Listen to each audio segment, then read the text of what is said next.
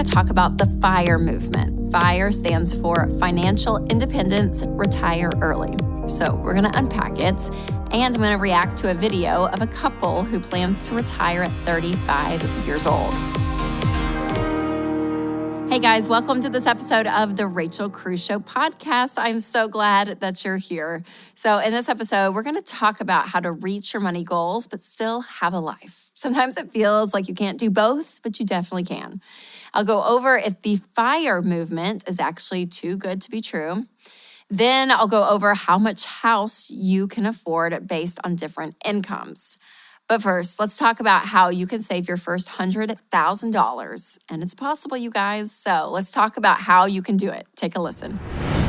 I've had people ask me this before, and they're like, okay, so how do you save $100,000? So with that, let's walk through how to save that amount of money and what you should do with that money once you've saved it. So first of all, the best way to have success with saving is what I call the 7 baby steps. So the baby steps are a proven system that have helped hundreds of thousands of people take control of their money by budgeting, paying off debt, and saving money wisely.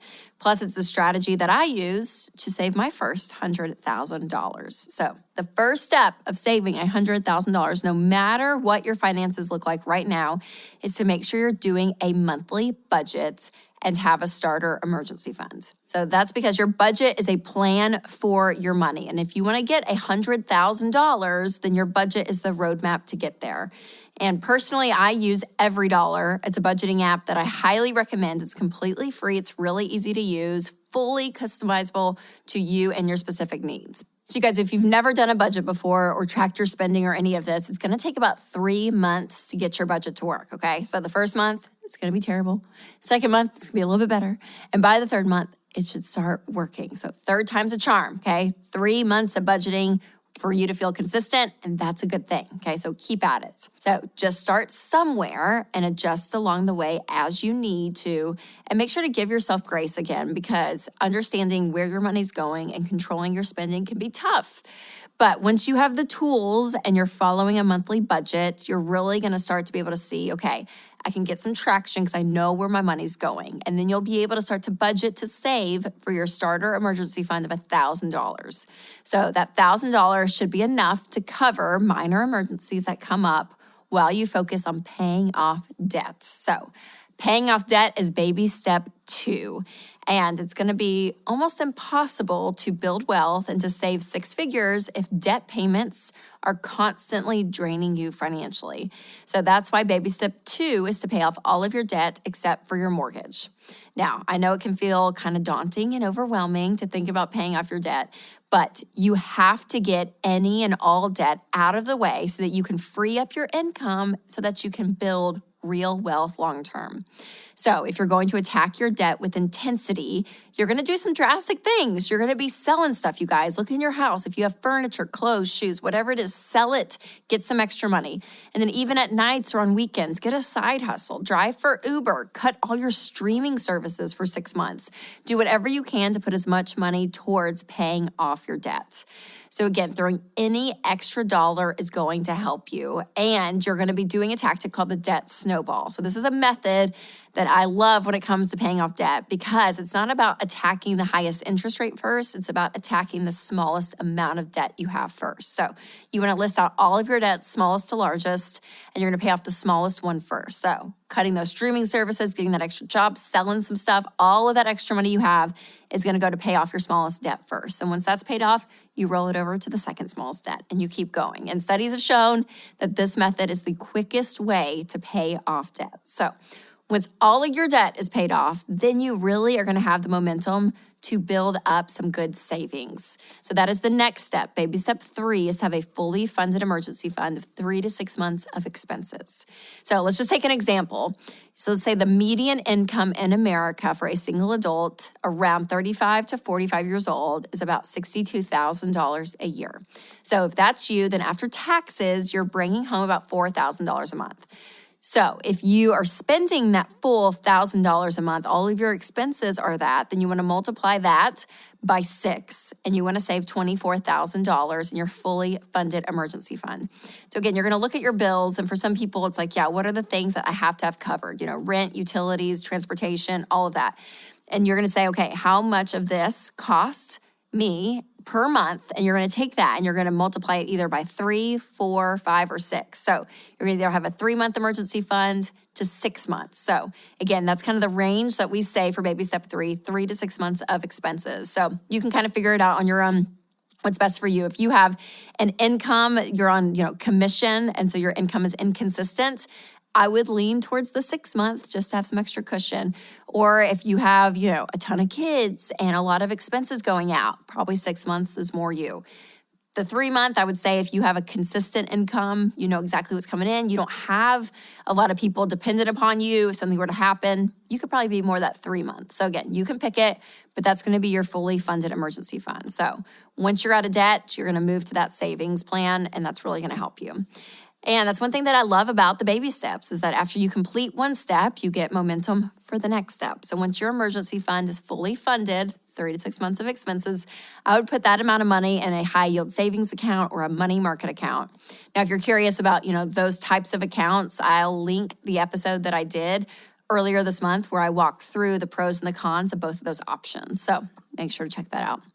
So at this point, we're about a fourth of a way through saving up your first $100,000. All right, steps 4, 5, and 6 are kind of a package deal. You're gonna do all of these together. So at this point, again, you're budgeting, you have your emergency fund put away, you have no debt, all things are good. Life is good. And so this is where a lot of people, again, go on to say, okay, this is where I can really feel like I build wealth. Because baby step 4 is you're going to be investing 15% of your income into retirement. And the power of compound interest when you're investing is an incredible thing. Now, the market, of course, goes up and down depending on the season that we're in. But it's an incredible thing when you start to watch your money work for you and it starts to grow throughout the day or while you're sleeping. It's an amazing thing. So again, when you're putting money into retirement, that's going to be going towards that $100,000 that you're saving towards. And then you're going to really look at your net worth at that point and say, okay, what I own minus what I owe is this. And again, if you don't have any debt except for your mortgage, then you're going to be really close and probably over that $100,000. So you'll be investing into retirement at that point, and then you're gonna save for kids' college, and then you're gonna be putting extra towards your house so you can pay it off. And once that is done, then that is gonna bring us to baby step 7, and that is where you build wealth and you're able to give so much of it away and be generous. So when you get here, again, this is incredible because your retirement is growing, your investments are growing, your home is paid off and it's increasing in value every single day. And so your net worth is really going to start to explode at that point, which is what's really fun. And it should be, again, well over $100,000 at that point. So really what I want you to see is the key here when people kind of throw around the $100,000. I want to save my first $100,000. Yeah, that sounds really fun and exciting, but you want it in a plan that's going to work for you. So it's not always this number specifically we're going after.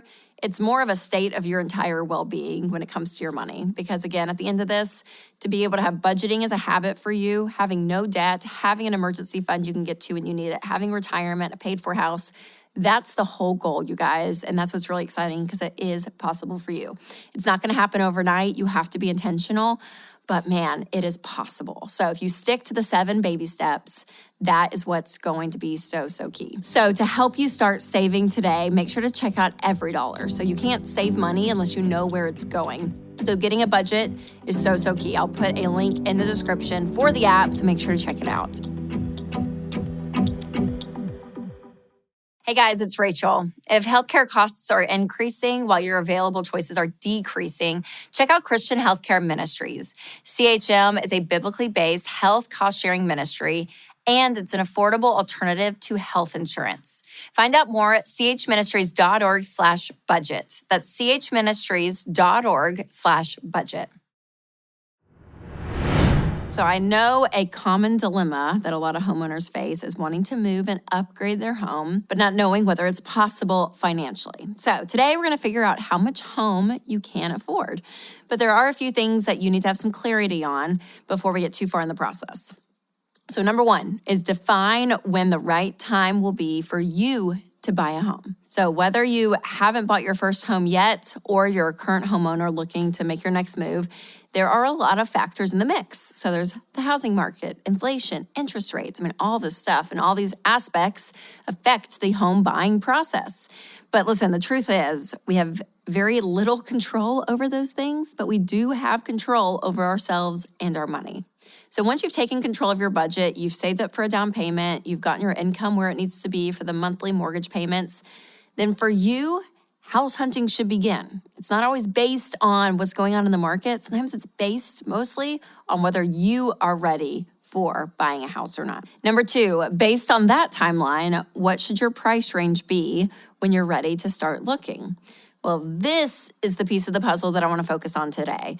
Because remember all the factors we talked about a few minutes ago? Well, all of those, you may not be able to control them, but you should be aware of them so you can make the best decision for your money. So let's calculate exactly how much house you can afford and talk through a game plan to see if you can actually afford to upgrade. The first step towards figuring out if you can afford a bigger home is to calculate 25% of your take-home pay.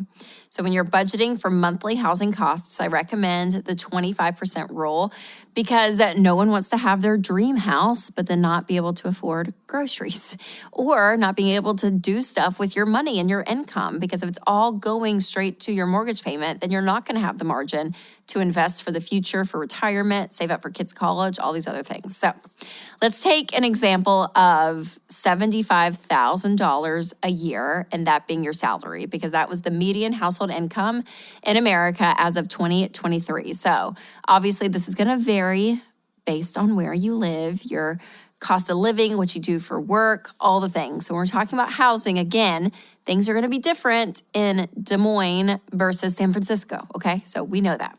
But according to the data, it's the most realistic number for people right now, which is why we're going to use that for this example. So with an income of $75,000, after taxes, you're bringing home about $5,000 a month. And based on the 25% rule, this means your monthly house payment should be no more than $1,250 a month. And that's going to include, again, the principal, property taxes, and HOA fees. All right, the second step towards figuring out if you can afford a bigger home is to plug in your 25% number into a mortgage calculator and determine your house hunting budget.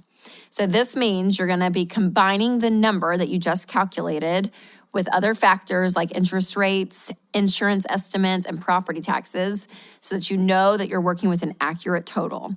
And this also will determine how much down payment you need to be saving for. So if you say, okay, I can afford a $1,250 monthly payment, a home that costs $163,000 with 20% down, a 5% interest rate, $182 in property taxes, and $71 in insurance would fall within the $1,250 budget. So I know that's a lot of numbers, but that's exactly what you want to do to figure out your exact number. And you can't just take the price of your dream home and divide it by 30 years and then again by 12 months. It's a little bit more complicated than that. So I would encourage you to plug in all of your numbers into a mortgage calculator because it does all that tricky math for you. So I'll link the mortgage calculator that I use so that you can start crunching your numbers right away. And it's a really simple tool that helps a lot. All right, the third step in figuring out if you can afford a bigger home is to add up all the additional fees like closing costs, inspections, appraisals, and changing and home insurance rates. So let's say you're purchasing a $401,000 home, which was the median price for a single family home, May of 2023. Multiply that number by 4% and you'll get an estimated closing cost of $16,000. So then add that amount to a 20% down payment, $80,200. And ideally, the total cash needed to purchase your home would be just over $96,000. So again, that might sound really high, but what I would encourage you to do is kind of play around with the numbers because 20% down, you guys, is what we recommend, but it's really high. And so if you're a first-time home buyer, it's okay to put 5-10% down, but you just have to realize that you're going to be paying an additional insurance, PMI, private mortgage insurance, because your lender wants their loan protected in case you can't pay. So again, there's some extra costs that go in, but you can go as low as 5% for a down payment or as high and as great as 20% or even beyond that. But that 20% mark, you can avoid PMI, which is really key. All right, you guys, so I know we compared $75,000 income and what that could be to afford a home. And then we just compared the median price of a home was $400,000. And those feel like two very different things. And so that's why for a lot of people, they're dual income earners. If there's a family, there's two incomes coming in, which will help with that. But it is kind of a depressing market when you look at the numbers. You're like, oh my gosh.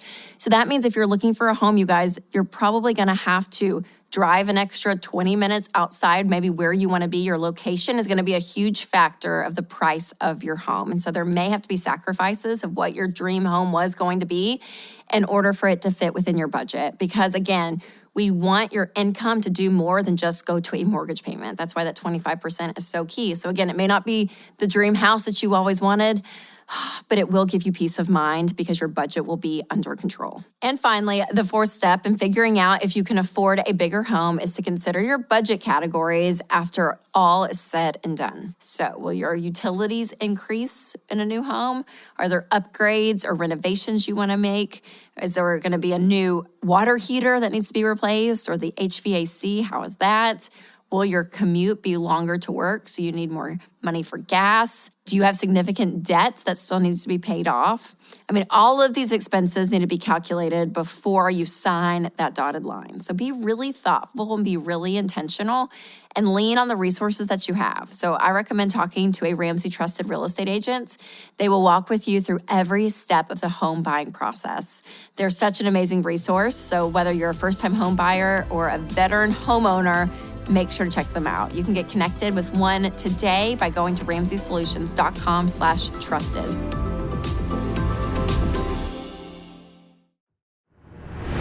Today, we're going to talk about the FIRE movement. And if you're not familiar with this, FIRE stands for Financial Independence, Retire Early. And obviously, I'm all about financial independence, and I'll admit, retiring early sounds pretty great. But like most things, if they seem too good to be true, sometimes they are. So we're going to unpack it. And I'm going to react to a video of a couple who plans to retire at 35 years old, which is a pretty radical goal, you guys. And I'm just so curious, what their level of sacrifice looks like in order to even make that possible. So we'll unpack that together. And also, I want to talk about what I recommend that you do if you want to pursue a fulfilling, stable retirement, like most of us do. All right, let's see the first clip. I don't really like to buy anything. In fact, it kind of makes me anxious. Every year or two, I'll get a new pair of running shoes. The last time I bought running shoes is actually a used pair. We've decided to invest in maybe cheaper hobbies than most people. Eclectic as ever. As eclectic as ever. Okay, well, first of all, Tanner seems really happy, and he definitely looks happier than I do when I'm running, so good for him. But something he said that stuck out to me is that he said, buying things makes me anxious. And then he goes on to say that he does everything he can to not spend money to the point of buying a pair of used running shoes. Okay, so right off the bat, his mindset is a little different than mine because for me, using a monthly budget and living on less than I make and controlling my spending gives me the freedom to be able to spend some money on things that matter to me. So again, whether that's generosity or making a memorable family vacation together or even a little Amazon package here or there that sparks some joy, whatever it looks like, I want to be able to use my money intentionally for the good things in life. And personally, my goal is not to completely minimize all spending all the time. So my first impression is that we may be a little different here in our goals, but let's keep watching. My name is Tanner Furl. I'm 29 years old. I live in Minneapolis, Minnesota. I plan to retire at the age of 35, and I've saved $380,000 for retirement. Okay, so in this clip, he explains that he's 29 years old and currently has $380,000 saved and plans to retire by 35. It's interesting because I'm curious if he has enough to live on, right, when he retires. So I'm kind of curious about the rest of his plans. So let's see the next clip. My personal brokerage account has $221,000 in it. My Roth IRA has $57,000. My health savings account has $26,000 in it. And my 401k has $75,000. A lot of people in the FIRE community have really definitive FIRE numbers. For me, it's a little bit more flexible. My lower bounds for retirement is $625,000 because I figure I need about $25,000 a year to live. Okay, so here he breaks down exactly where that $380,000 is coming from based on his multiple retirement accounts. And he also mentioned earlier in the video that he's a part of what's called the Lean FIRE community. And this means that he's part of a group that wants to reach retirement as early as possible, even if that means drastically changing their lifestyles to reach that goal. And he said he's aiming to hit $680,000 saved in retirement so that he and his family can live on $25,000 a year. Oh, I mean, if that's what you want to do, go for it, right? I don't think it's like a right or wrong. But again, this idea that we're going to retire early, you think of retirement as like taking vacations and traveling and visiting family all over the country. And you can't do that at $25,000 a year. So that's one thing. Okay, and another thing that I'm wondering about is that earlier in the video, he told us that he makes $135,000 a year as a software engineer. Then he says that he's currently saving half of that every year. So my question is, when he retires, he's going to go from living on $65,000 a year to $25,000 a year. So they're cutting down their stuff even more. And then again, even if they're paying on debt of some kind. So I'm interested to hear more. My parents just gave me a loan directly. So when I graduated from college, I worked on paying that off for a number of years. I believe the interest rate was 3%. It took me about 5 years to pay my parents back. I could have done it faster had I wanted to, but I figured that the difference would be better spent investing in index funds. Okay, that answers my question about student loans. Yep.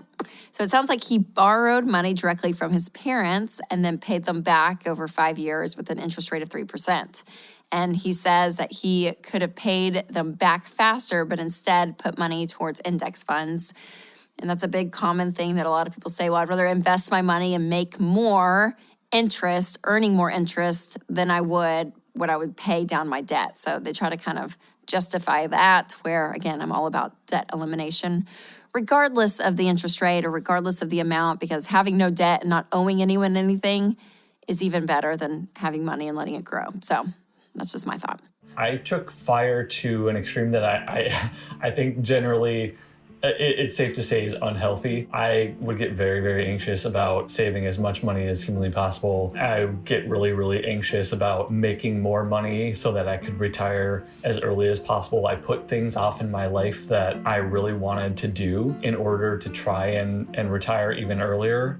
I would spend all of my free time trying to make money. I had these ideas for side hustles, and I was doing those things not because I enjoyed them, but because I thought that I'd make a lot of money. And when those things weren't panning out, it led to a lot of frustration. All right, this clip was a little bit of a longer segment, but I thought this was so fascinating, you guys. So he admits taking this mentality to the extreme, especially in the beginning, and he talks about how making as much money as possible just wasn't fulfilling. And I totally agree with him on that one. I'm a big believer in balance, and it's important to be wise with your money, but it's also important not to become so anxious over it to the point that you're like hoarding it or overworking yourself just to earn more, right?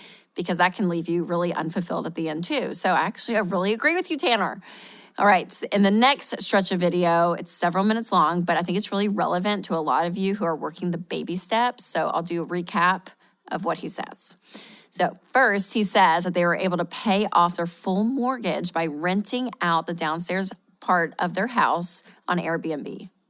That's some money coming in.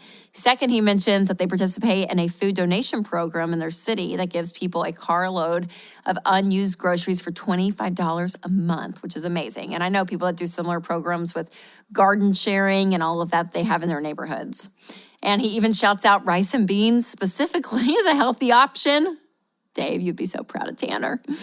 All right, and then finally he says that once their friends and family caught on to their frugal tendencies, everyone started finding and offering them free furniture and other supplies like strollers and electronics. I think it's really interesting. You know, in my book, Know Yourself, Know Your Money, I talk about money tendencies, and for some people, they're more that like scarcity mindset. Some people are more abundance mindset. So if you're kind of interested in this FIRE movement, I would be curious where you fall on the spectrum because I think it's just a fascinating thing to understand how you're wired with money, and certain people are more drawn to these things than others. But this is just a testament to exercising financial boundaries, you guys, and eventually people not only accept their money goals, but they were able to help them get there, which is really encouraging. All right, let's hear what he has to say at the end of the video. So one more clip. I think a lot of people look at the FIRE movement and they think that a lot of these people are just not living their lives at all because they are just so busy stashing away money. I don't think that's a fair representation because in life, there's no short supply of experiences. Most experiences that will make you happy are probably free or, extremely cheap. Obviously, money can put a roof over your head, put food on the table, but when you're saving money, you're essentially buying freedom. So the best way that you can spend excess money is ironically by saving it to give you more time in your life back. Okay, yep, he speaks a lot of truth here. So in the end, money is best spent on experiences and creating more time and memories with loved ones, which I agree. And I'm glad that's where his focus seems to be because I'll be honest, that's a thing that gave me pause with the FIRE movement, that even if you're retiring young and living on really little, can you provide for the experiences that you want in life? So I do wonder if living on less than $25,000 a year is the best option throughout all the years of life. And will he ever miss working and producing something? I don't know. Because I know people who, were wise enough with their money to be able to retire early, and they got into their late 50s and 60s and they were bored. They actually went back to work because they wanted to do something with their life. So I think there's a rhythm of working hard that's just good for our character, and I think keeps you young still. So yeah, it'd be fun not to have to be dependent upon that income when you're older like that and have the money to retire. I think that's a noble goal and one that we teach in the baby steps. But I'd be interested to see if Tanner and his wife kind of navigate all of that here in the next few years. So I don't know, you guys, it's a really interesting thing. I think there's parts of this movement that I really love, and I appreciate their intensity and their focus. But I don't think running away from a job or a career is always the answer. I think you can find a job that you love, letting it be part of the rhythm of your life. But I also understand having choices and options to go do what you want to do is really empowering. So I think working towards both is kind of that key thing. But again, getting out of debt, not owing anyone anything, that's a big part of having that autonomy and having options in life. And that's what we teach here at Ramsey with the baby steps. So I think it's fascinating. And if you thought it was fascinating, and also if you're impressed with Tanner's investment habits, remember it's never too early or too late to save for your retirement. So you want to be able to do this as quickly as possible. So go to RamseySolutions.com, and there's an investment calculator there that gives you a picture of how your money will grow over time. And the earlier you start, even with a small amount of money, the better it's going to be thanks to compound interest. All right, you guys, it's a very fun movement to look at, the FIRE movement. So I want to hear from you guys. Comment below on if this is something that you would ever take on or if your approach is different. So I think it's pretty clear. You can still retire with dignity and enjoy retirements and still have fun in your present life too. So I think both are possible. Well, thank you guys so much for listening. And if you would leave a review, that would be so, so helpful with the algorithm and getting the show in front of new people so they can listen and take control of their money is one of my goals. So leaving a review helps with that. And share this podcast, share this episode with a friend who may enjoy it. Well, thank you guys again for listening. And remember to take control of your money and create a life you love.